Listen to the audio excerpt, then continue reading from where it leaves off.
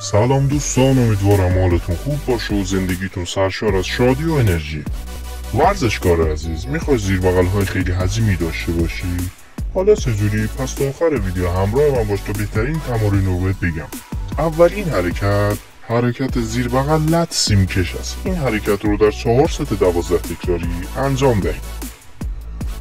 اما حرکت دوم حرکت پلاور با دنبل است. این حرکت رو نیز در 4 ست 12 تکراری انجام دهید. و حرکت سوم حرکت زیر بغل تک دنبل خم است. این حرکت رو نیز در 4 ست 12 تکراری انجام دهید. حرکت چهارم حرکت زیر بغل هالتر خم است. این حرکت رو نیز در 3 ست 12 تکراری انجام دهید.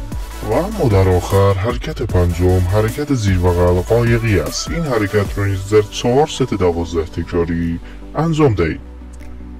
دوستان سعی کنید تمام حرکات ذکر شده رو کاملا تمرکزی انجام بدید. ممنون که تا پایان ویدیو همراه ما بودید. امیدوارم مطالب مفیدی یاد داده باشم.